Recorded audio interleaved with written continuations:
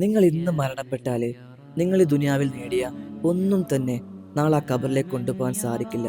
3 കാര്യങ്ങൾ ഒഴികെ. ഒന്ന്, നാഫിയായ ഇൽമ്. 2, ജാരിയായ സ്വതക്ക. മൂന്നാമത്തേത്, വലതുൻ സ്വാലിഹുൻ യദ്ഉ ലഹു. നമുക്ക് വേണ്ടി കരഞ്ഞുകൊണ്ട് നിത്യവും പ്രാർത്ഥിക്കുന്ന ഒരു സ്വാലിഹത്തായ മകൻ അല്ലെങ്കിൽ മകള്. നിങ്ങൾ ചിന്തിച്ചു നോക്കുക, നിങ്ങൾ മരിക്കുമ്പോൾ നിങ്ങൾക്ക് വേണ്ടി ചെയ്യുന്ന മയ്യിത്ത് നമസ്കാരത്തിൻ്റെ രൂപങ്ങൾ നിങ്ങളുടെ കുട്ടിക്ക് അറിയോ? നാളെ റബ്ബിൻ്റെ കോടതിയിൽ എത്തുമ്പോൾ മക്കൾ കാരണം രക്ഷപ്പെട്ടു പോകുന്ന ചില ഉപ്പയും ഉമ്മയുണ്ട്.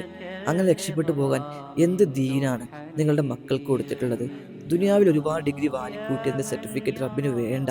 എന്നാൽ നിങ്ങൾ പറഞ്ഞു കൊടുത്ത അലിഫ് കൊണ്ട്, ലാമ് കൊണ്ട് അവർ ഖുർആൻ ഓതിയാൽ, നിസ്കരിച്ചാൽ, അവർ എപ്പോഴൊക്കെ കർമ്മങ്ങൾ ചെയ്യുന്നുണ്ടോ അതിൻ്റെ വിഹിതം നിങ്ങൾക്ക് കിട്ടാതിരിക്കില്ല തീർച്ച. റബ്ബ് നമ്മുടെ മക്കളെയൊക്കെ സ്വാലിഹത്തായ മക്കളാക്കി മാറ്റട്ടെ.